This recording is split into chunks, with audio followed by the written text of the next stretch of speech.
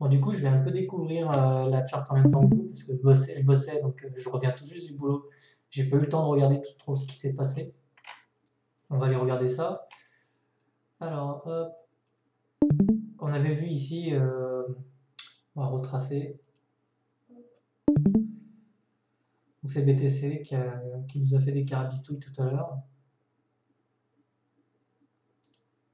Ok, donc là, on avait identifié ce premier arrêt ici.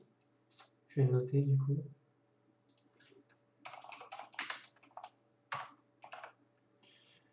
Hop, on va mettre une petite bordure, on va mettre une petite couleur blanche comme ça. Tac. Donc ici on a le premier arrêt, tant qu'on ne passe pas dessous, on n'a pas de raison de s'inquiéter sur le court terme. Si toutefois on revenait à passer dessous, alors dans ces cas-là on aurait de grandes chances de venir dans la zone de rechargement. Voilà. Donc on avait déjà identifié ça il y a quelques jours.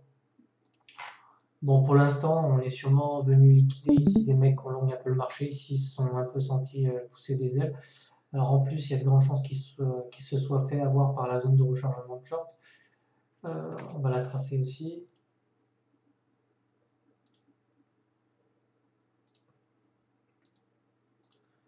Voilà. Donc cette zone-là, c'est une zone qui est appréciée des shorteurs. Hein. On l'appelle la zone de rechargement de short. Bon, bah voilà. on pourra reconnaître ici la précision du Fibo, encore une fois. Bon, bah voilà, hein. Clairement, ceux qui ont instauré un top ici ne veulent pas voir le cours remonter. Donc bon, ils shortent le marché. Voilà. Enfin, en tout cas, ici, on a eu énormément de long. Hein. Donc c'est pas étonnant de voir le cours mécher au sud. Hein. On est venu liquider un peu les gens qui sont un peu qui ont long le marché. Voilà, ça crée de la liquidité. Bon, bam. On va aller voir un petit peu sur l'order flow pour essayer d'y voir un peu plus clair. On va se mettre en 1 heure. Ok, donc on va regarder ça. Alors, qu'est-ce qui se passe ici? Donc là,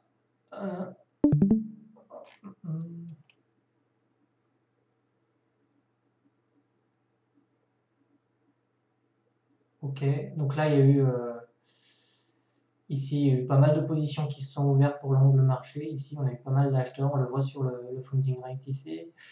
Et globalement, ça faisait un petit moment aussi qu'on avait des gens à liquider. Et ici on a pas mal de gens qui sont entrés. On le voit là avec cette mèche là. C'est des gens qui sont venus et qui ont long le marché. Ici aussi. Voilà, on les a sortis de suite. D'accord. Ok. Bon, là, on a essayé de faire ce W et ça a l'air d'être un head fake. Ou alors un wake off, on va voir.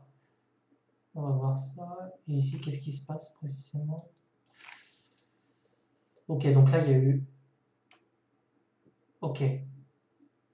Donc ici, là, il y a beaucoup de gens qui sont rentrés à l'achat. Ici, vous voyez.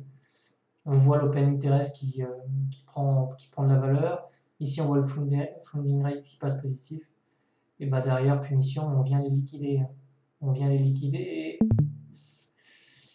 et ça n'a pas l'air d'être fini.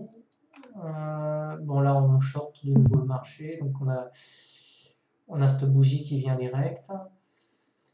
Mais ouais, ça peut.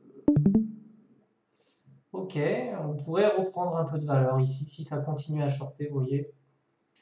Si on continue à avoir un funding qui est négatif ici, on pourrait éventuellement ici reprendre un peu de valeur. Donc j'ai envie de dire que pour le moment, le marché n'a pas d'intérêt à venir. Le marché n'a pas d'intérêt à venir rect les gens un peu plus bas. Pour l'instant, il est allé chercher les liquidités ici, celles-ci, quoi, les liquidités qu'on voit ici, les liquidités qui sont là. Hein. On est venu les chercher. Donc à voir.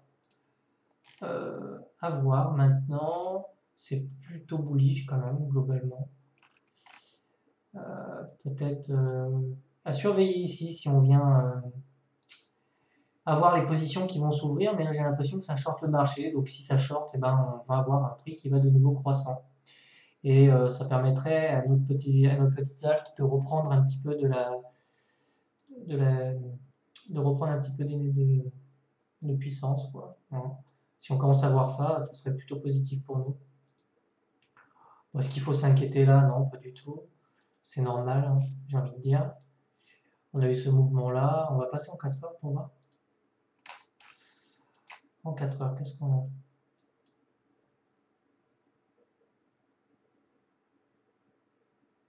Bon, ceci dit, sur le long terme, même si ici on peut continuer à...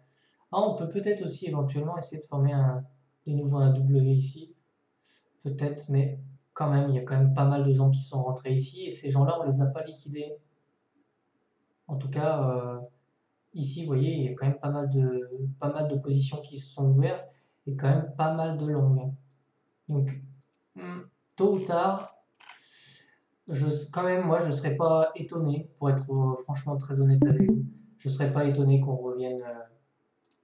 Je serais pas étonné qu'on revienne ici pour faire flipper un peu tout le monde. Très franchement. Ça m'étonnerait pas de voir le marché revenir ici, là, dans cette zone-là. Voilà. On pourrait venir faire ça, par exemple. Ça me surprendrait pas. On a quand même pas mal de gens qui sont rentrés et on les a pas sortis. Sur le court terme, moi, je vois plutôt une consolidation, mais sur le moyen terme, je verrais plutôt. Et on le voit ici, le funding est plutôt positif.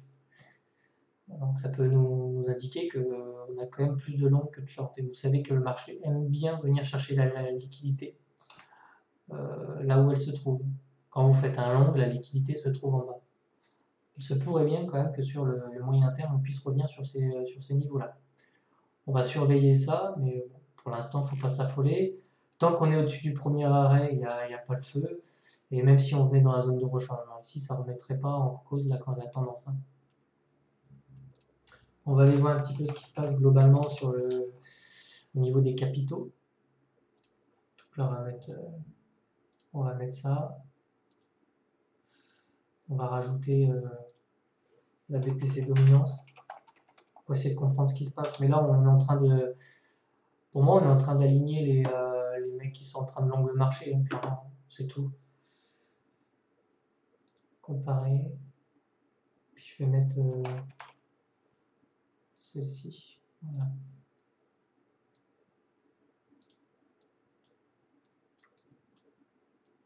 Donc voilà, hein, moi personnellement je suis un trader de tendance, c'est-à-dire que je trade en fonction du vent, enfin le sens du vent. Et là on est clairement sur une tendance qui est haussière sur les altes, hein. Et depuis janvier maintenant, voilà, depuis ici. Ici en janvier, vous voyez, on a sur ce W là, on a cassé cette neckline.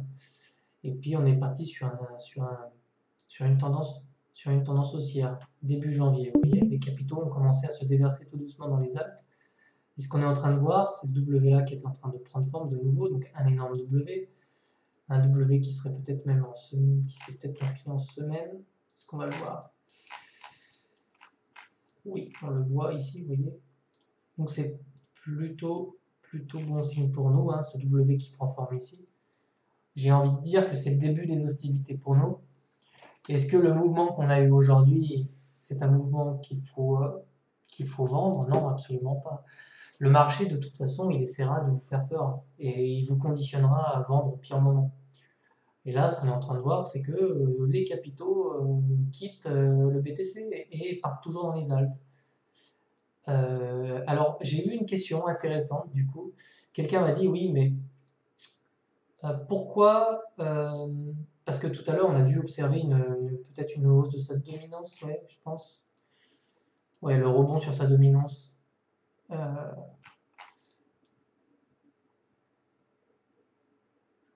là, ça me baisse. Voilà, c'est là, vous voyez. Quelqu'un m'a posé la question, et elle est intéressante. Quelqu'un m'a dit, mais les capitaux quittent le marché et Bitcoin, lui, a sa dominance qui augmente. Ben, en fait, c'est pas bien compliqué à comprendre. En tout cas, moi, je l'interprète de cette façon-là. C'est pas compliqué à comprendre. Dites-vous, je vais prendre des chiffres qui sont simples. Si vous avez 100 $ de cap sur BTC et 50 dans les alts, 50 $ dans les alts.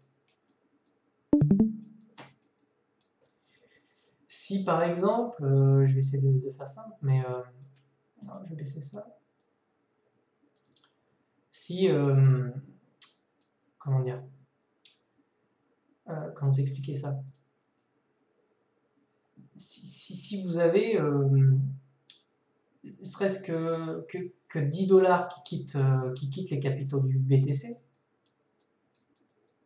sans forcément augmenter les capitaux au niveau des alts, vous allez avoir le pourcentage qui va baisser pour BTC et vice-versa.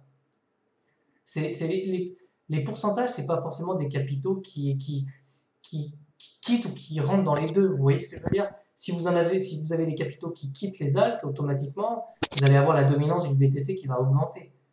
C'est logique, c'est un ratio entre les deux. Voilà. Et là, ce qu'on a vu aujourd'hui, donc sur les alts.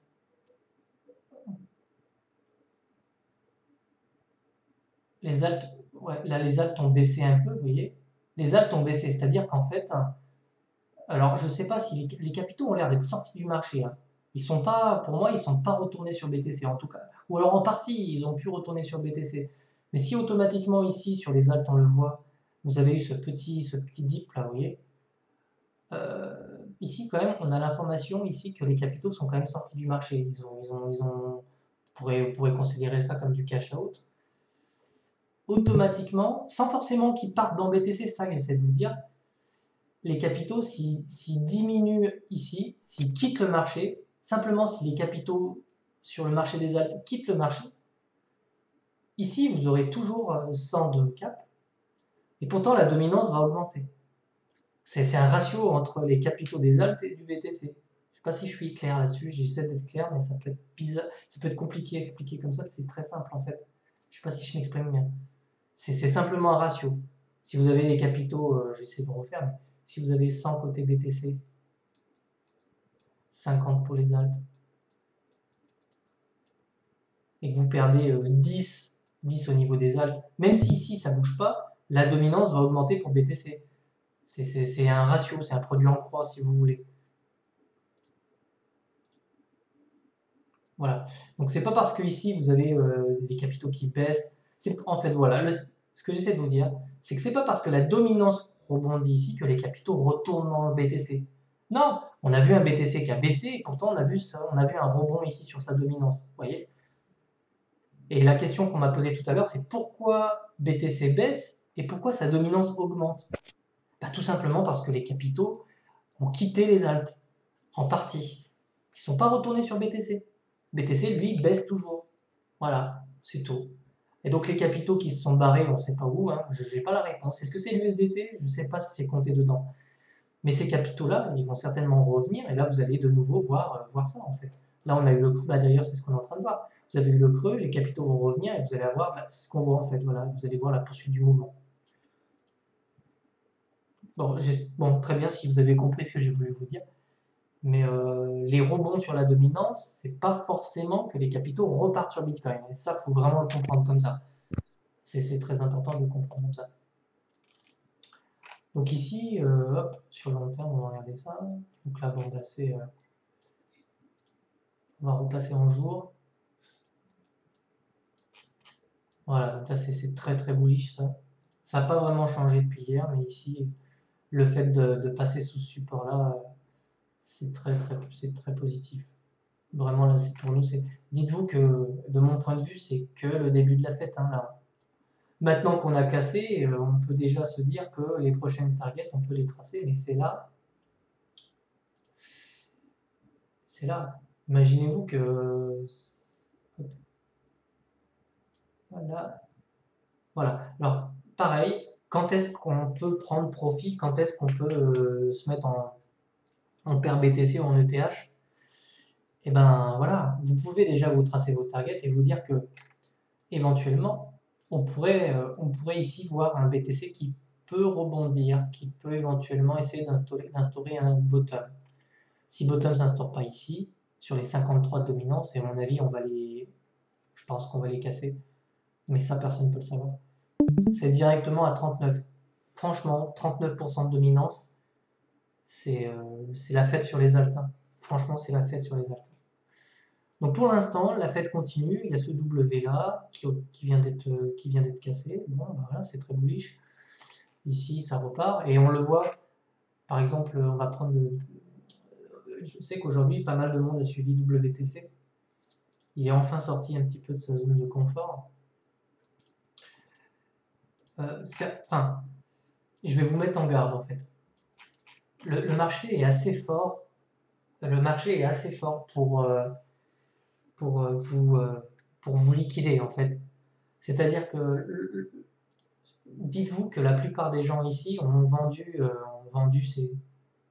Dites-vous que la plupart des gens sur ces mèches-là n'ont pas cru à ce mouvement-là et ont certainement vendu là. Ont vendu là, vous voyez. Certains ont vendu là. C'est quelque chose qui est violent parce que vous avez quand même l'impression de vous faire un peu niquer là. Quand après vous avez le marché qui commence petit à petit à reprendre des couleurs, à monter, bon bah le mec il rachète là, il se dit hop putain ça se recasse la gueule, je me suis oh putain c'est pas possible, j'étais sûr que c'était un fake et tout. Bon bah voilà, hein. Et puis bim, il panique, hop, le marché remonte et c'est exactement ce qui est en train de se passer là. Hop, grande mèche, les gens vont paniquer, ils vont vendre ici. D'ailleurs, le mec là a peut-être vendu plus tôt là, hein. Il n'a pas vendu là. Voilà. Je suis fatigué ce soir. Donc les mecs ont potentiellement vendu ici là, vous voyez. Ici là, mais c'est juste un bear trap, hein. C'est clair. Hein. Là, c'est juste des pièges baissiers. Pour conditionner pour conditionner le trader, si vous voulez, à se faire rect comme ça. Et des mouvements comme ça, on va encore en avoir. C'est-à-dire que le mec, il a FOMO là, il a racheté là, bim, il se reprend une mèche du démon, il revend là, il avait fait pareil ici, etc., etc. Et là, le marché va repartir. Donc, rebelote. Sauf qu'à un moment donné, dites-vous bien qu'à un moment donné dans le marché, on va certainement connaître une phase un peu parabolique. Et donc, le mec qui était habitué à voir le marché tout le temps se retourner comme ça, le trader qui était habitué un peu à se faire rect par ses retournements risque d'avoir la même... il va changer son raisonnement, il va plutôt se dire, bon bah là ça monte, grosse bougie verte, on est à 4 balles, je vends. Sauf que là, le marché va faire ça. Merde, j'ai merdé, j'ai vendu à 4, merde, je vois le marché, il se barre sans moi, 6, il va racheter à 6. On va avoir un petit retracement et bim, on va repartir sur une parabole. Et c'est ce qui peut se passer. Hein. Donc, pourquoi je vous encourage à holder? Pourquoi je vous encourage à ne pas paniquer? Pourquoi je vous encourage à observer les tendances? C'est à ne pas être pris dans ces ascenseurs émotionnels.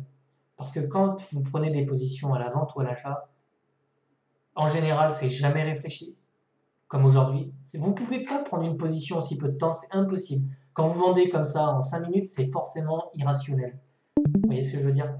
Et moi, ce que je vous invite à faire, c'est à être rationnel, à observer les choses sur le long terme. Holder tranquillement. Vous faites moins mal, vous dormez bien la nuit.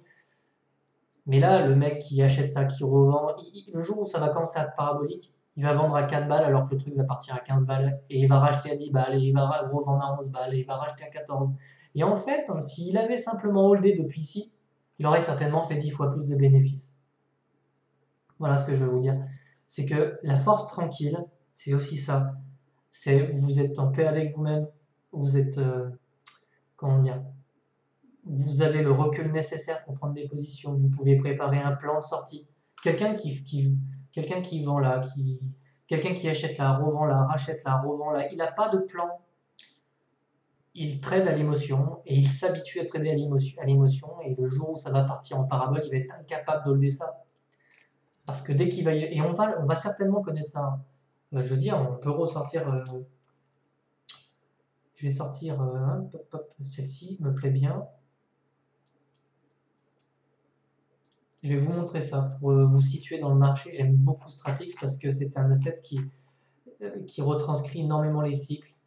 Par exemple, aujourd'hui, nous sommes le nous sommes le 6 avril, d'accord? Donc, nous sommes, en gros, nous sommes par là, vous voyez? Ok? Le 6 avril 2021. Aujourd'hui, nous sommes donc le 6. D'accord? Des fois, un dessin vaut mieux que de longues explications. Vous croyez pas? Est-ce que vous comprenez ce que je veux vous dire? Est-ce que ça vraiment, est-ce que c'est intéressant de paniquer là quand potentiellement vous avez ça derrière? Est-ce que c'est pas plus intéressant de préparer vos ordres de sortie, de target, tranquillement, sereinement, plutôt que de paniquer sur des petites bougies microscopiques ici? Parce que je vous le dis, hein, les gens qui ici paniquent, enfin, quand on va faire ça, je veux même pas imaginer. Hein. Je veux même pas imaginer dans quel état ils seront, ces gens-là. Là, c'est énorme. Ça vous intéresse au moins ce que je vous montre? Est-ce que ça... En fait, ces streams-là sont aussi faits pour rationaliser, pour vous permettre de prendre du recul sur ce qui se passe. Et j'espère que ça marche, c'est le but en fait. Je ne sais pas si ça vous aide en tout cas, mais pour moi c'est important. En fait, ça fait du bien de prendre du recul sur les choses et de ne pas regarder les bougies. Et d'ailleurs, même regarder son portefeuille à la minute, ça aide pas.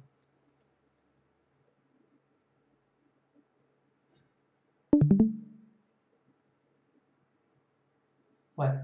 Mais après, certains, par exemple, j'ai pas les noms en tête, mais je crois que c'est Patriarche et je crois que Kawodan, un nom comme ça, aussi, ils sont très très bons pour scalper et il y en a qui sont bons pour ça. Je vous interdis pas de faire ça, moi. Kawodan, il y en a qui sont bons pour scalper, mais Calas aussi. Mais après, voilà, il faut que vous soyez à l'aise avec ça.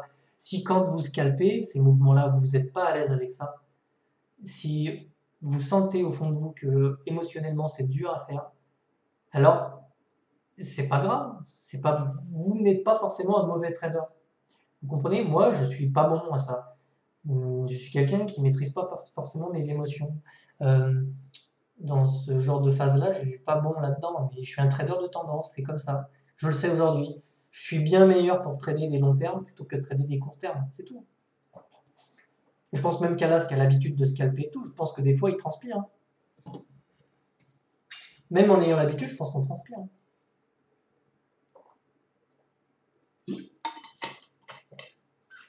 Par exemple, aujourd'hui, on a eu XRP typique. XRP, c'est excellent ce qui s'est passé sur XRP. Ici, là, ça criait au scam, ça criait à l'arnaque, tout ça, tout ça, tout ça. Et qu'a fait le marché? Ben, il a instauré des creux toujours plus hauts. Regardez. Celui-là, hop, hop, hop, hop, hop. Mais pour moi, ça c'est une tendance haussière, c'est pas une tendance baissière. Et puis, ce qui attend XRP, c'est ça, je vous l'annonce de suite. Hein. Et d'ailleurs, c'est terminé, le game est plié. Hein, là. Enfin, le game est plié. Hein. Ce W là, c'est cuit, hein, les patates sont cuites. Hein. Et ici, le marché était fort pour faire flipper. Voilà. Et ici, ça a été l'apocalypse. Je me souviens ici, les gens étaient en panique, mais tellement, tellement en panique. Et pourtant, voilà. Et les gens n'y croient toujours pas là. Hein. Je peux vous assurer qu'il y a des gens qui n'y croient pas et qui sont persuadés que ce truc va retomber dans les abysses. Mais non, je vous le dis tout de suite. Hein. XRP maintenant c'est minimum 3 balles. Hein, je vous préviens.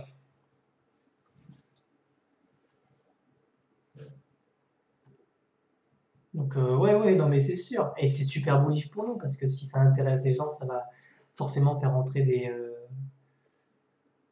Mais oui, mais c'est tout le temps ça le FUD, c'est à bannir de toute façon.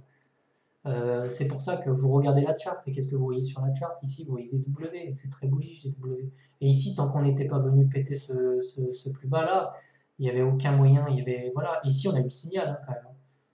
Ici, on a eu le signal. Les mecs qui ont accumulé tout ça n'étaient pas prêts à céder leur token ici. Ils ont continué à accumuler et puis bah voilà, maintenant j'ai envie de dire les dés sont jetés. Et on peut regarder, bah tiens, on va regarder un petit peu, on va faire le tour, mais qu'est-ce qu'on a aujourd'hui des petits tokens ETC? Certains ont Ah, ETC, c'est cool, il a pas trop subi le truc. Regardez, c'est incroyable ce qui se passe, mais hop. Quand vous vendez des gros mouvements comme ça parce que vous flippez, dites-vous que maintenant, dans le marché dans lequel on est, la volatilité est revenue. La volatilité, elle est là, les liquidités sont là. Ben voilà, si vous vendez ça, vous prenez ça derrière. C'est même pas envisageable. En fait, aujourd'hui, ça devient vraiment dangereux d'essayer de scalper. Vous jouez avec le feu aujourd'hui, je vous le dis tout net. Ici, on n'avait pas de volatilité. Ici, c'était certainement plus facile de scalper. Mais aujourd'hui, on a la volatilité qui est de retour et scalper ça, ça devient très compliqué. Bah, c'est ça, exactement. Glorious Bastard, du coup, c'est ça. C'est-à-dire qu'aujourd'hui, vous avez. Aujourd'hui, c'est très compliqué de prendre des positions, mais à la hausse comme à la baisse, c'est très compliqué. Maintenant, c'est pour ça que, idéalement, vous êtes déjà tous positionnés et maintenant, vous attendez. Ceux qui veulent essayer de scalper, ils scalpent, mais c'est à vos risques et périls. C'est à vos risques et périls. On l'a encore vu aujourd'hui. On l'a encore vu aujourd'hui, et ce qui serait pas étonnant, c'est que le mec, il est vendu là, il va racheter là, et puis peut-être BTC nous fait un gros coup de salope, hop, il se fait rect, et puis après, grosse remontada comme ça. Et c'est ce qui nous attend, hein, de toute façon. Et psychologiquement, c'est très difficile à tenir. Et là, hop, on le voit, la tendance, c'est quoi? C'est une tendance qui est haussière. Voilà. C'est aussi, et c'est comme ça sur tous les coins, hein. Donc si vous voulez savoir si vous êtes toujours en tendance haussière, vous prenez votre Fibonacci, vous venez prendre le bas du, enfin vous prenez votre bottom, vous regardez premier arrêt, c'est bon. Premier arrêt, c'est tout bon. Et tant que ça tient, il n'y a pas de souci à se faire. RLC, qu'est-ce qu'il a fait? RLC, mais c'est incroyable ce qu'il fait. 3, putain, 3,30. Vous voyez, typiquement là, ces gros mouvements là, c'est infernal. Et dites-vous que désormais, au vu de la dominance qui baisse, le mois d'avril risque d'être extrêmement volatile. Et ce que vous pouvez probablement voir dans les jours qui viennent, c'est vraiment une accélération des choses, hein. Une accélération des choses. On pourrait connaître une phase parabolique comme ça. En tout cas, on l'a connu en 2017, on l'a connu fin 2017, et ce qu'on est en train de voir aujourd'hui, on l'a connu aussi en 2017, et ça a commencé comme ça.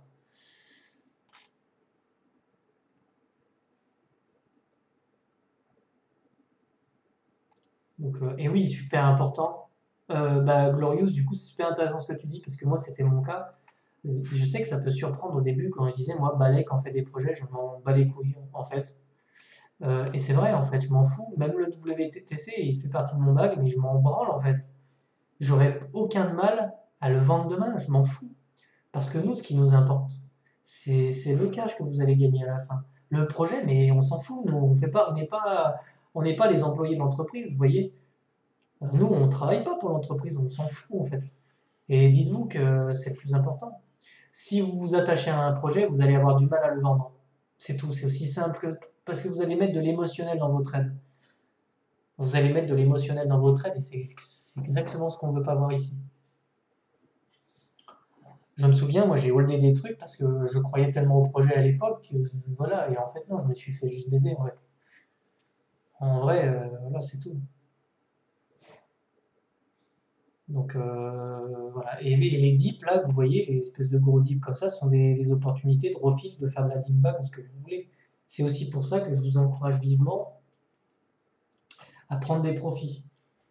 Vous devez. Alors, moi je vais laisser tourner un peu au mois d'avril, mais quand on va commencer à arriver sur des phases qui sont peut-être un peu paraboliques comme ça, peut-être de temps en temps prendre un peu de profit, vous voyez.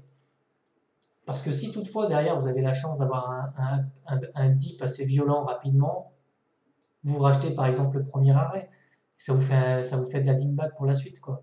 Et de cette façon, vous êtes gagnant sur tous les côtés. Vous prenez des profits, et c'est important de prendre des profits. Et deux, vous pouvez faire de la dingback. Et trois, Si vous prenez vos profits et que vous les mettez par exemple sur Ethereum, ou sur Bitcoin, ou sur Ethereum, vous continuez à les faire travailler. Ils ne sont pas perdus, vous les mettez sur Ethereum, c'est quand même une valeur sûre. Du moins, ça sera une valeur sûre jusqu'à au moins juin. Voilà. Mais après, que Walton... En fait, les gars, j'espère que vous déconnez quand vous dites ça, mais personne ne connaît le prix de Walton demain. Personne. Personne ne peut prédire ce qui va se passer. On ne peut pas lire l'avenir. On a des informations, on sait qu'il y a énormément de gens qui ont acheté ces tokens-là. Je vous le dis de suite, ils ne peuvent pas vendre. Et on l'a déjà vu dans un stream. Je vais vous rassurer. Mais dites-vous, il y a une chose négative et positive. La chose négative, c'est que quand vous avez des baleines sur le cours qui possèdent 93% des tokens, soit, on va faire le calcul, mais globalement, elles possèdent à peu près, je crois qu'il y avait 70 millions de tokens ici, donc imaginez-vous qu'elles possèdent plus de 60% des tokens. 60 millions, je dis conneries, je fais n'importe quoi, je suis fatigué là. 60 millions de tokens. Essayez de mettre un ordre de vente de 60 millions de tokens à 2,71 et je vous assure que le cours il va pas aller bien haut. Mais il va pas baisser. Vous allez simplement geler le cours en fait. Ces gens-là qui ont accumulé ici, vous êtes pieds, en fait, d'une certaine façon, dites-vous que c'est rassurant d'avoir des baleines avec nous parce que, ok, c'est pas rassurant parce qu'on a une épée au-dessus de la tronche, je vous l'accorde. C'est sûr que c'est un danger ça. Mais c'est un danger pas tellement. Parce que les baleines, elles sont piégées là. Elles ne peuvent pas vendre 60 millions de tokens si elles n'ont pas la liquidité pour le faire. Et aujourd'hui, elles n'ont pas la liquidité pour le faire. Allez voir l'order book de Walton, ça se bat à coup de 300, c'est des combats de gitans pour l'instant, c'est 3000 Walton par là, 10 000 par là, 5000 par là, c'est un truc de clodo, eux ça les intéresse pas ça. Eux ils veulent voir des gens qui arrivent en masse, qui FOMO complètement, et veulent voir des centaines de milliers de transactions à la seconde, ça les intéresse pas ce qui se passe ici, c'est de la merde pour eux. Mais eux-mêmes ils sont en train de boire l'apéro en ce moment, ils sont même pas en train de regarder le cours. Et ces grosses baisses qu'on voit là, c'est juste des gens qui font de la dingback. Je suis même pas sûr que ce soit eux. Ou peut-être que c'est eux, avec 10 000, 50 000. Mais ces gens-là n'ont pas du tout l'optique de vendre, là. Et c'est rassurant, ça. Si vous êtes un peu rationnel, c'est très rassurant. Parce qu'elles, elles ont tout intérêt à voir ça, en fait, sur le cours. Je vous dis pas qu'on va faire ça. Très honnêtement, même un Walton à 22 balles, moi je crache pas dessus, je vous le dis tout de suite. Acheter 30 centimes, revendu 22, il faut aussi faut être rationnel. Hein. Mais c'est pas tous les jours dans votre vie que vous pouvez faire 5900%. Après, j'ai quand même l'impression que certaines algues vont faire des ATH cette année. Et on commence à le voir. Quand je vois par exemple, je crois que c'est IOTA, quand on commence à voir IOTA, là, comme ça, qui a presque retracé 30%, alors qu'on est pro début avril. De tête, je vois ICX qui fait. On n'a pas la charte en entier là. ICX sur Kraken non plus. ICX, est-ce que j'ai Bitrex?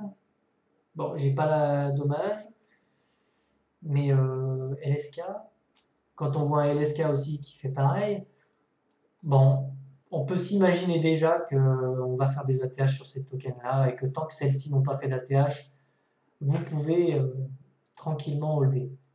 Parce que je pense qu'elles feront des ATH. Honnêtement, je pense qu'elles en feront. Mais personne ne connaît l'avenir. Mais honnêtement, tout ce qui se dessine aujourd'hui, je peux pas le. Pour l'instant, hein, au vu des courbes qu'on a là sous les yeux, je peux pas concevoir autre chose qu'une accélération des prix jusqu'à certains ATH. Là, il y a un ATH qui est quand même extrêmement haut sur WTC. On avait eu un FOMO qui était incroyable. Hein. C'était vraiment incroyable ici. Hein.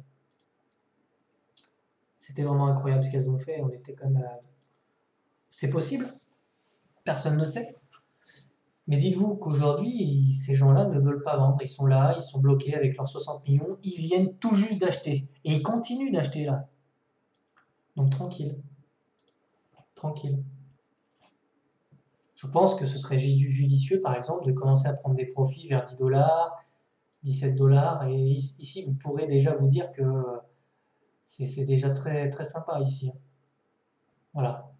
Maintenant, on va observer le cours, on va voir comment ça se passe. On commence à revoir un petit...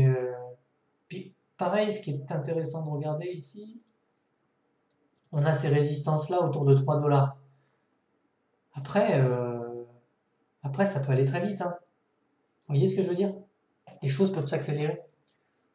D'ailleurs, on peut aller voir sa courbe paire BTC, mais voilà pourquoi ça s'est accéléré tout à l'heure. Ça s'est accéléré tout à l'heure parce qu'on a cassé sur la paire BTC, on a cassé ce W là. Donc dites-vous que sur WTC, on a probablement, on connaît probablement qu'un début de cycle. Voilà. Quand on a le W qu'on casse à la hausse, en général, c'est quand même très bullish, hein. Si on prend Litecoin, il y a quelques mois, vous voyez, son W, il l'a cassé ici. Bon, bah après, on a connu ça sur Litecoin. Et à mon avis, c'est pas fini.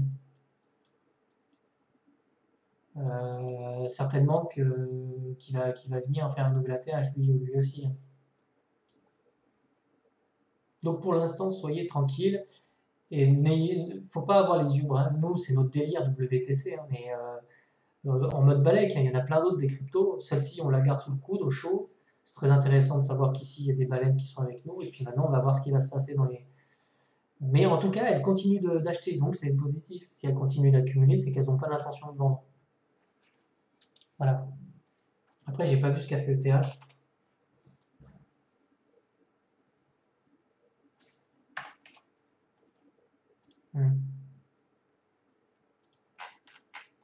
Donc, ouais, comme disait Calas, c'est bear trap sur bear trap en ce moment, attention, hein. C'est piégeux. Alors, on va juste terminer la vidéo par un petit truc. Ça en intéresse peut-être certains. Vous allez me répondre dans le chat du coup. Est-ce que ça vous intéresse de comprendre un petit peu, très rapidement, la stratégie à mettre en place pour sécuriser ses profits, savoir si on doit plutôt cash out en USDT, savoir si on doit cash out en ETH, savoir si on cash out en BTC, quand est-ce qu'il faut le faire, est-ce qu'il ne faut pas le faire. Est-ce que ça vous intéresse qu'on aborde ça maintenant ou est-ce qu'on le voit dans un autre stream du coup?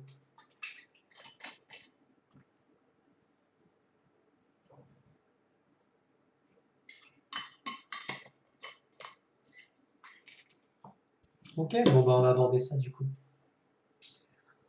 On va aborder ça du coup. Alors, laissez-moi, je suis désolé, je suis fatigué, j'ai mal dormi et en plus un peu journée au boulot là. On va prendre. Excusez-moi si des fois je cherche mes mots. On va prendre quoi en base. Ok, donc là on a pas mal d'historique, ça c'est pas mal. Ok. On va comparer ça avec ETH.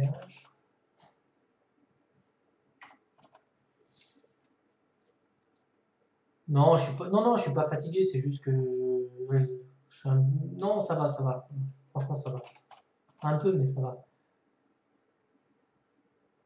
De toute manière, je pense que je referai un stream peut-être là-dessus pour creuser le sujet encore un peu plus. Parce qu'en réalité, c'est pas dans une vidéo qu'on va pouvoir aborder ça dans le détail, quoi. Mais là, déjà, on va essayer de décanter ça pour que vous compreniez un petit peu.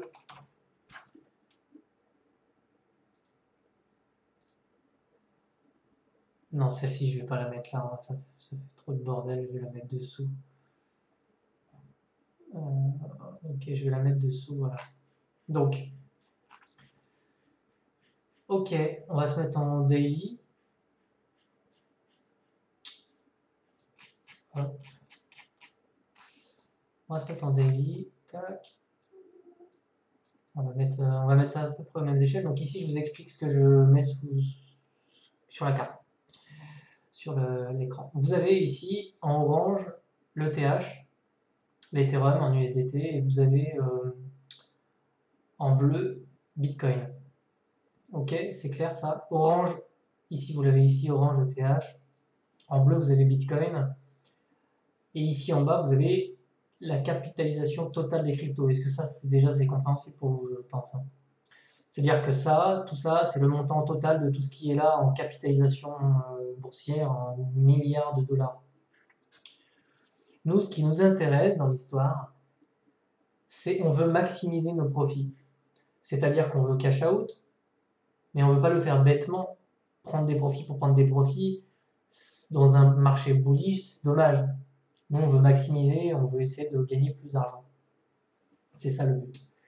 Donc, on va essayer, ici, on va le faire, de trouver les assets qui performent le plus pour faire travailler les profits qu'on va prendre sur nos petites altes. Parce que nos altes, automatiquement, au fur et à mesure du mois d'avril et du mois de mai, on va commencer à prendre des profits. D'accord? On va sécuriser en quelque sorte. Parce que nous, maintenant, et je le répète pour tous ceux qui sont là, aujourd'hui, quand vous regardez votre portefeuille, sur la première phase de octobre à janvier, ce qui vous intéressait, c'était le dollar. Vous regardiez votre portefeuille en dollars. Pourquoi?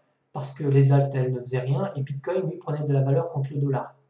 Vous preniez de la valeur en dollars. C'est très clair, ça. Ok? Sauf qu'aujourd'hui, Bitcoin devient faible contre le dollar. Bitcoin devient faible contre le dollar. Ça fait 2 mois qu'il est quasiment bloqué à 60 000. C'est donc plus intéressant de l'acheter, on est d'accord. Acheter du Bitcoin depuis 3 mois, c'est plus intéressant. Pourquoi? Parce que les capitaux se déversent dans les altes. Les capitaux quittent le Bitcoin. Donc c'est intéressant d'aller acheter du Bitcoin.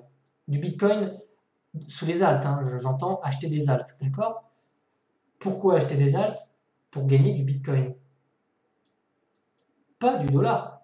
Là, vous voulez accumuler du Bitcoin. Pourquoi? Parce que Bitcoin aujourd'hui n'est pas intéressant. Vous voulez accumuler du Bitcoin. Pourquoi? Parce que le jour où les capitaux vont quitter les altes pour repartir sur Bitcoin, Bitcoin va reprendre de la valeur. Et vous, entre-temps, vous aurez multiplié votre portefeuille en Bitcoin, je parle, par 2, par 3 ou peut-être par 5, ou même par 10, pourquoi pas. Et ce qui sera intéressant, c'est de vendre à Bitcoin entre 150, honnêtement, je pense que c'est ce qu'il peut faire, entre 150 et 200, je dirais même entre 180 et 210 000 dollars, on va dire. Allez, soyons fous. C'est beaucoup plus intéressant de vendre un Bitcoin entre 180 000 dollars et 210 000 dollars que de le vendre aujourd'hui alors qu'il ne fait rien du tout. Vous comprenez ce que je veux dire? Donc là, on se positionne sur les altes pour profiter du rallye sur les altes, pour accumuler pas du dollar mais du Bitcoin. Voilà.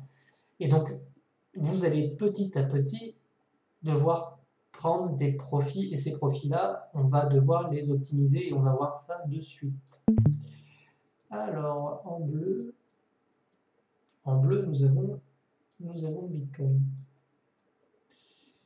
Alors, nous sommes en avril.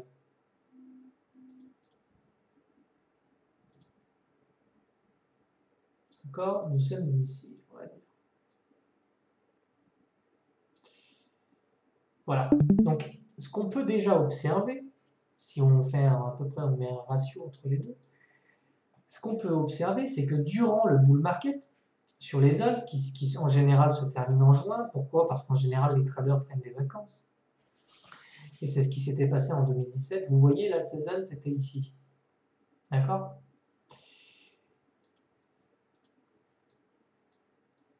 Voilà. Alors, qu'est-ce qui s'est passé d'avril à juin? Je ne vous dis pas que c'est ce qu'on va revivre aujourd'hui, je vous dis simplement qu'on l'a vécu.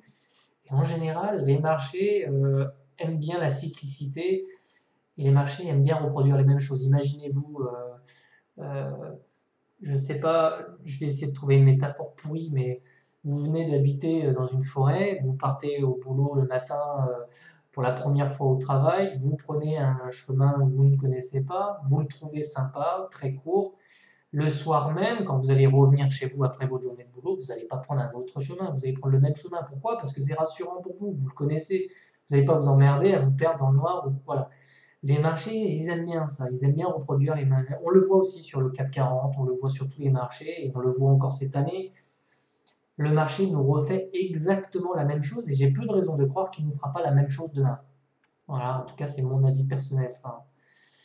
Qu'est-ce qu'il nous a fait en 2017? Ethereum a superformé Bitcoin. Clairement, on le voit ici, vous voyez, sur la courbe, Bitcoin, ETH a superformé Bitcoin. Autrement dit, ETH a pris beaucoup plus de valeur que Bitcoin. Et on le voit aujourd'hui, Bitcoin a beaucoup de mal. Donc, ce qui serait intéressant d'avril à juin, c'est peut-être sur vos TP réguliers, peut-être placer 70%, si j'y arrive. Voilà. 70% sur ETH. Et peut-être 30%. 30% sur Bitcoin. Histoire de... On met jamais ces billes sur le même asset. Voilà. Mais peut-être ce serait intéressant de prendre vos profits petit à petit. Je ne vous dis pas là de tout vendre et de mettre 70% sur ETH. Non, non, non, non. ETH, c'est une altcoin, donc elle prend de la valeur aussi. Je dis simplement que si vous faites des profits, peut-être intéressant de les passer en ETH en partie. Parce que si vous prenez des profits aujourd'hui, peut-être que TH aujourd'hui est à 2000, peut-être qu'en juin, il sera peut-être à 6, 7000, on n'en sait rien.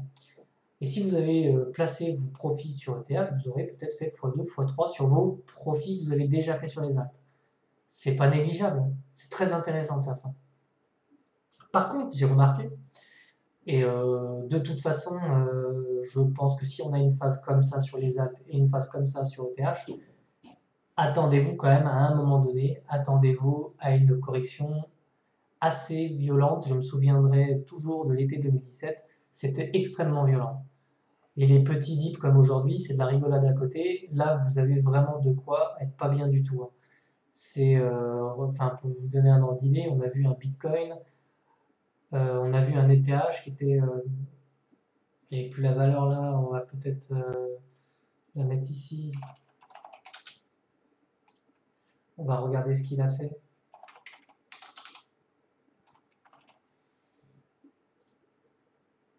Ouais, Bitstamp, ça aurait été très bien.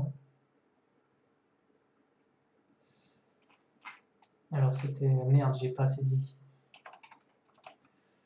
Coinbase alors, peut-être. Alors, ça c'était quand? Voilà, en juin. Bon. Voilà. Pourquoi en juin, vous devez avoir fait des profits. Mais attention, là, je vous ai parlé de la première phase.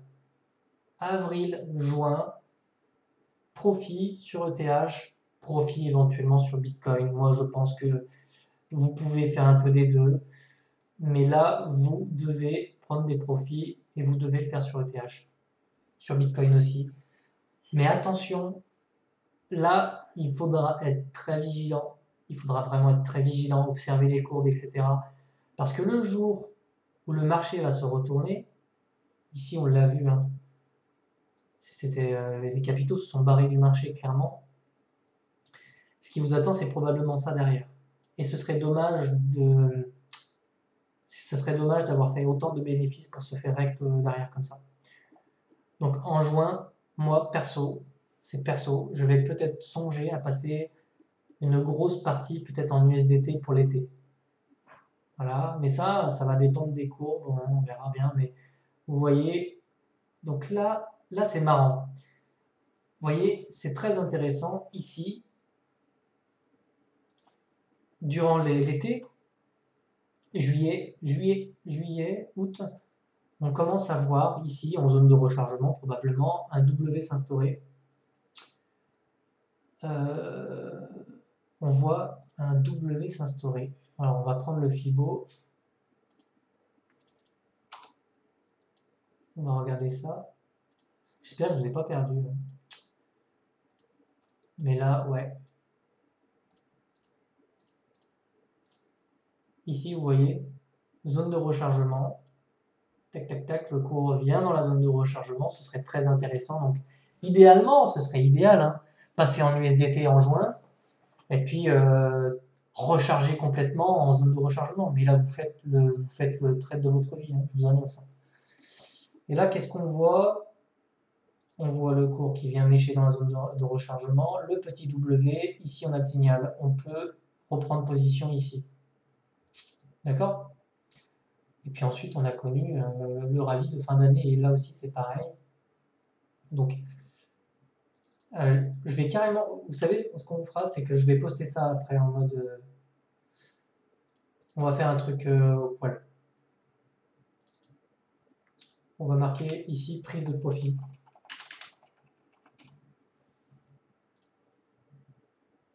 « 70%, voilà. Ensuite, ici,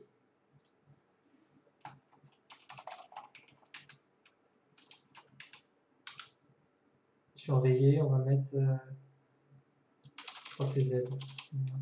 Je suis fatigué. Surveiller, on va mettre USDT.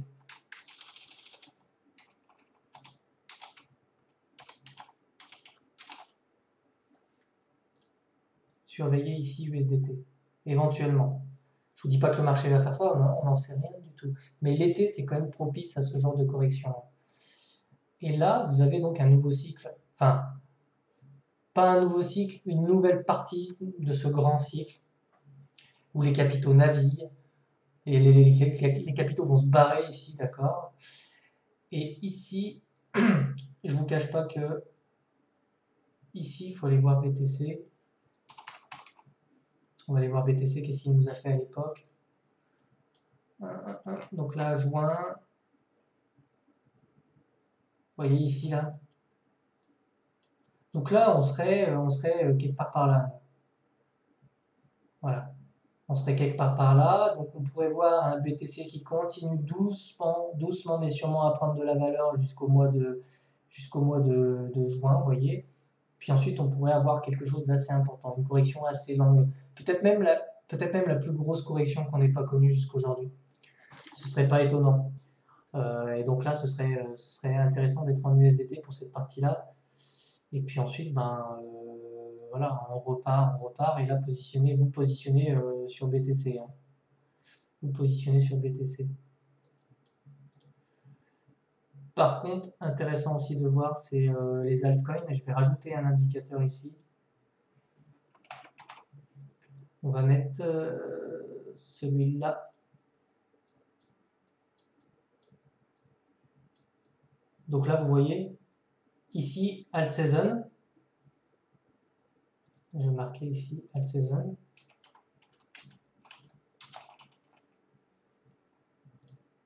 Donc là, Alt Season, d'accord. Ici, ici, il n'y a pas, pour moi, l'été, attention. Ah, vous m'entendez? Plus de son? Sûr? Chez moi, c'est tout bon. Hein. Bon, ok, il y en a deux ou trois qui ont perdu le son. Ok. J'espère que c'est clair ce que je raconte. J'espère que c'est clair. Ici, Alt Season. Ici, on voit les capitaux qui se barrent du marché total des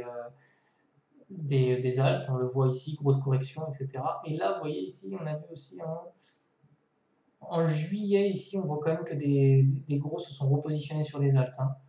À regarder celle qui performe le plus. On va baisser ça, on va essayer de voir un peu plus ce qui se passe. Voilà. Par contre, je me souviens de ça. Ce qu'il faudra surveiller aussi, très important, c'est, on verra si ça se passe en fin d'année, mais en fin d'année ici, de septembre, je dirais de septembre à décembre, vous voyez ici le marché, ce qu'il est en train de faire sur la capitalisation des actes ici. Je vous tire un peu le trait, mais vous voyez un très beau W ici qui s'instaure. Et là, typiquement, si vous avez bien géré le game, ici vous avez fait des énormes profits, vous avez réussi à les faire sur ETH et sur les alts. Ici, vous passez en USDT, vous rachetez ici les dips sur BTC, ETH, peu importe. Idéalement, donc là, BTC reprend de la valeur. Idéalement, dernier cycle, dernière phase. Donc, alors, attendez, je vais mettre ici. On pourrait marquer BTC Pump. Bon, mais non, je vais mettre ça comme ça, BTC Pump ici. Et ici, accumule.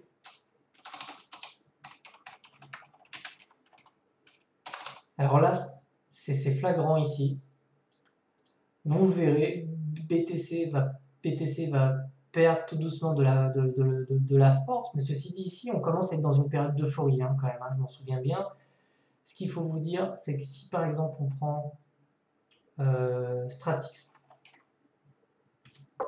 USD sur Bitrex. Par exemple, ici, on va le mettre comme ça. Voilà. Je vais retracer pour vous resituer la chose. On avait dit qu'on était en fin d'année, septembre, décembre, voilà. Ici, on voit BTC qui reprend de la valeur. Péniblement, on le verra sur les momentum, mais ici, on perdait un peu de force. Et ici, on avait énormément de liquidités qui se déversaient en fait sur les alts. Je vais rajouter aussi les alts. Total, vous voulez. Ici, voilà. Hop. Ici, c'est très intéressant parce que sur Stratix, vous voyez, vous aviez eu la première phase parabolique, nous on est ici. Grosse phase de pump sur Stratix, bear market, grosse correction, consolidation. Et ici, ça va être le meilleur moment pour vous de nouveau réinvestir dans les alts. On tire notre Fibo, zone de rechargement, on est dedans là, vous voyez, on fait un W dedans. Hop, ici, c'est une zone idéale pour reprendre des positions ici sur les alts. Vous allez prendre typiquement du Theta, vous allez prendre du BNB. Tout ce que vous avez regretté de ne pas avoir acheté cette année, vous allez pouvoir vous positionner dessus en fin d'année. Et vous vous positionnerez sur les plus intéressantes en fait. Et si le marché nous redonne la chance de faire ce qu'il a fait à l'époque, vous allez assister à un truc de fou. Un truc de fou, une alt season de marteau jusqu'au bear market en fait. Jusqu'au top sur BTC quasiment. D'ailleurs, pire, c'est que j'ai remarqué que les gens qui s'étaient positionnés ici sur BTC ont vendu leur BTC pour racheter les alts. Donc en fait, BTC avait inscrit son top ici en décembre. En réalité, le top sur les alts, lui, il s'est instauré quasiment un mois plus tard. Voyez. Et là, je ne vous cache pas, je vous spoil la fin, mais les capitaux ne sont jamais retournés dans BTC. Ils sont passés directement de alt à USDT en fait. Alt USDT, puis ils ont cash out. Voilà. Et donc c'est cette phase-là à la fin où il faudra rester concentré.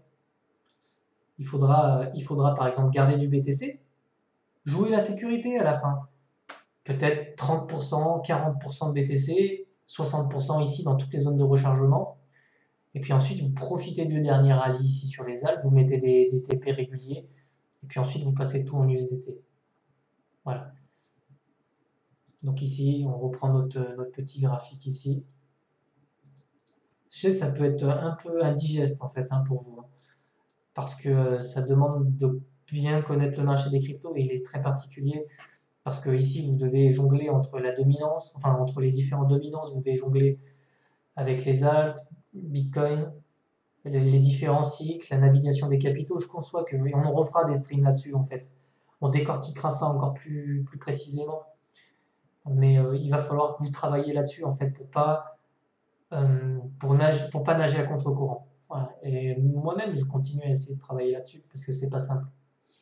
On va continuer. J'essaierai de poster ça, mais là, vous voyez.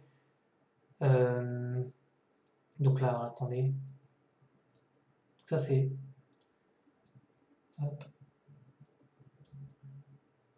Je vais continuer à mettre des choses, mais ici, en gros, c'est cap alt. Je vais marquer cap total. Ok. Ici, c'est cap total BTC plus alt. Pourquoi on aime bien l'avoir celle-ci? Parce que ça nous permet de savoir quand est-ce que vous avez un top de marché. Ici, on a vu qu'on avait un top de marché ici. Là. Pourquoi? Parce que, rappelez-vous, et je vous l'ai déjà dit 3 fois dans la vidéo, un marché haussier, c'est des creux et des sommets ascendants. Et là,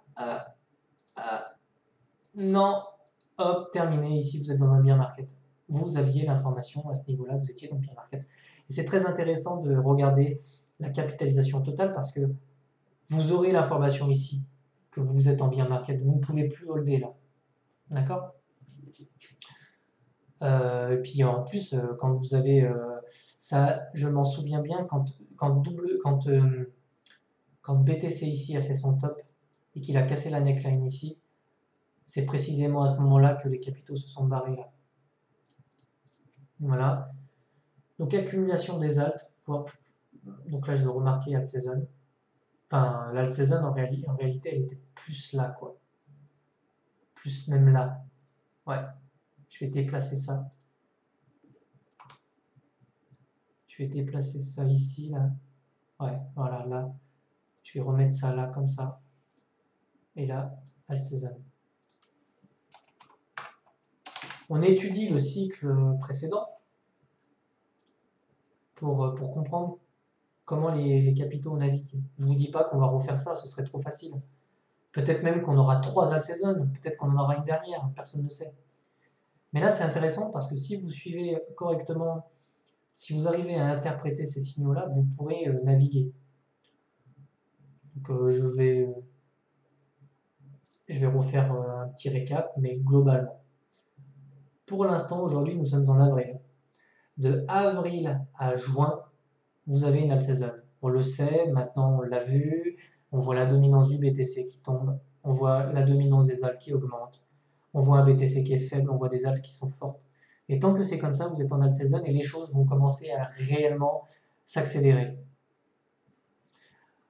Vous pouvez, c'est vous qui décidez, TP sur ETH, TP sur BTC pour maximiser vos profits. Je dirais même plus TP ETH que TP BTC. Pourquoi? Parce que ETH est une alt et les alts profitent de ce cycle haussier. Voilà. Ensuite, l'été approche. Juin, l'été approche. On surveille un sommet de marché sur les cryptos. En général, on va regarder la capitalisation totale. C'est-à-dire, je ne peux pas le zoomer parce que sinon je vais défoncer ma chart, mais ici on le voit. Ici on voyait le M ici, vous voyez. Le M qui s'est instauré ici, c'était très bearish ça. C'était très bearish ici. On a eu le M ici. Ça voulait simplement dire qu'on allait corriger un peu. Donc ici, grosse correction quand même. Si vous holdez ça, vous pouvez le faire, mais il y a quand même 1 mois et demi, 2 mois de... Vous avez 1 mois et demi de souffrance là quand même. Je vous cache pas que holder ça c'est dur. Moi je l'ai fait, c'était très dur. Vous avez fait, je dis une connerie, vous avez fait 15 000 € de plus-value. Vous repassez à 10 000, 8 000, 7 000. C'est très très dur psychologiquement. Vous vous dites que tout ce que vous avez fait avant n'a servi à rien. Donc voilà, c'est très dur. Et auquel cas vous êtes en USDT, même si le marché monte, c'est pas grave. Vous avez fait des profits. Et c'est tout ce qui doit compter dans votre esprit. Même si vous êtes en USDT et que le marché continue à monter un peu ici, vous êtes en profit, c'est pas grave. Vous pourrez retrouver à un moment donné une target d'achat voilà, intelligente, on va dire. Juin, j'aurais tendance, moi, enfin, à partir de juin, j'aurais tendance, moi, à me mettre en USDT. On va voir ce que Bitcoin va faire cet été. Est-ce que Bitcoin va tout péter? J'en sais rien. Ensuite, on a une phase d'août à septembre où BTC reprend un peu du poil de la bête, si je puis dire. Donc c'est intéressant peut-être à ce moment-là d'être positionné sur Bitcoin. Hein. Et là, dernière phase, septembre-novembre, nous avons un Bitcoin qui devient fort et nous avons des alts qui petit à petit, enfin comment dire, ici vous voyez on a un Bitcoin qui devient fort. Et ici nous avons des alts qui sont pas très fortes. Alors est-ce qu'il faut acheter ici ou est-ce qu'il serait pas plutôt judicieux de vous placer ici? Vous voyez ce que je veux dire? Ça c'est intéressant. C'est-à-dire que peut-être que sur les alts, il ne faudra pas non plus être trop pressé. Si on commence à avoir Bitcoin faire une ascension comme ça, peut-être attendre les W sur vos structures et hop, vous prenez position sur les alts quand vous aurez le signal et pas avant. Si vous achetez là et que le marché fait ça derrière, vous vous faites baiser. Donc peut-être profiter simplement de l'ascension du Bitcoin pour continuer à accumuler du cash. Voilà. Pour refiler vos altcoins en fin de saison et profiter de cette hausse complètement parabolique à la fin ici qui va vous permettre, en sachant que BTC sera beaucoup plus fort, vos altcoins prendront beaucoup plus de valeur. Si BTC elles prennent un tout petit peu, elles prendront beaucoup plus de valeur. Regardez sur Stratix, ici sa paire BTC était beaucoup plus importante ici que ici et pourtant elle a pris plus de valeur en fin de cycle. Pourquoi? Parce que Bitcoin lui était beaucoup plus cher. Voilà, on en refera un stream là-dessus. On refera peut-être le même, peut-être que je prendrais 1 heure pour poser les choses, j'aurais peut-être un plan plus travaillé. Mais ce que vous devez retenir, c'est ça, quoi. Ça vous intéresse que je poste ça quelque part? Je vais poster ça. Où est-ce que je peux poster ça? Template. Et je vais marquer cycle 2017. Si toutefois j'arrive à observer d'autres choses, je rajouterai, mais pour l'instant, moi je vois bien les choses comme ça en tout cas. Ouais, ici les profits, ici l'USDT, ensuite ici se passe. En vrai, il se passe pas grand chose ici, hein. Faites voir, on va regarder, mais septembre, octobre, novembre, moi c'est marrant, je vois Bitcoin ici reprendre beaucoup de valeur. Je pense que Bitcoin ici va passer les. On fait les paris, je pense que Bitcoin va passer les 100 000 dollars ici, là.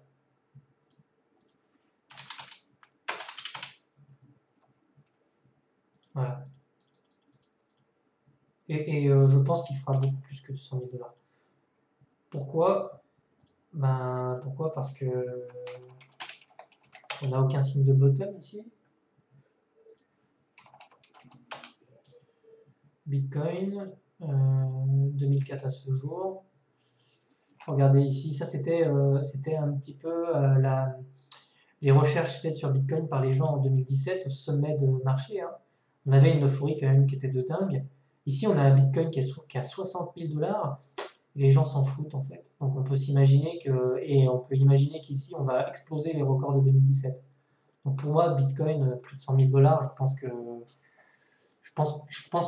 je veux pas paraître pour un fou ou quoi, hein, mais moi je vois bien en fait je crois que c'était, je sais pas si vous connaissez la chaîne de Trône, c'est très intéressant ce que disait Tonton. Il avait l'air de dire que pour choquer en gros à l'époque, en 2017, pour choquer les gens, on avait eu un Bitcoin qui était passé de 8 000 dollars à 20 000.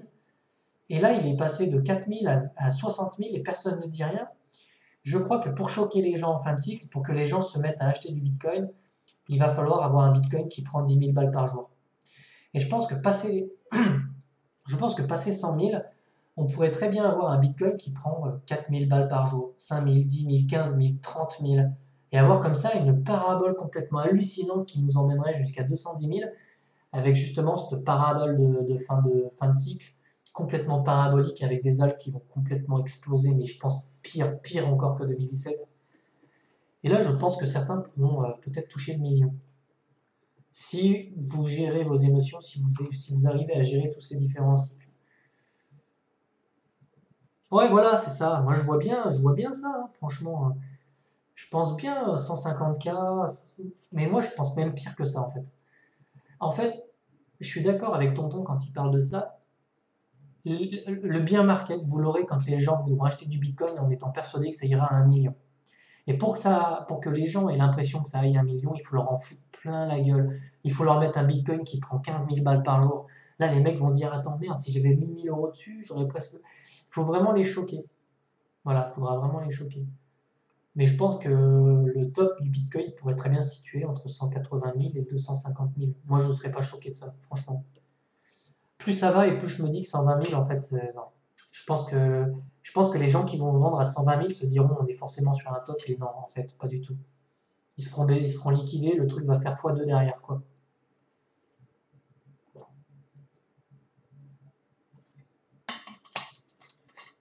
Et donc là, vous voyez, pour nos petites altes, ça va bien pour le moment. Ça va bien. Qu'est-ce qu'il fait, lui? Ça va bien, on peut pas être, c'est pas bearish, ça, hein. Pour moi, ça c'est le bottom est posé, le W, on casse. Ça,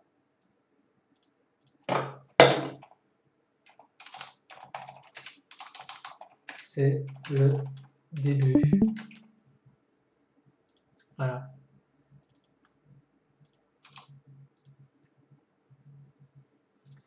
Bon, je vous laisse, mais on refera une vidéo un peu plus poussée. On fera quelque chose de mieux que ça. On essaiera de faire un stream dédié à ça pour éviter de faire. Voilà. Allez les gars, bah, passez une bonne soirée, soyez zen en fait. Vous avez 2 mois de hausse devant vous et ça devrait être très sympa. C'est pas tous les jours, alors profitez-en. Allez, passez une bonne soirée.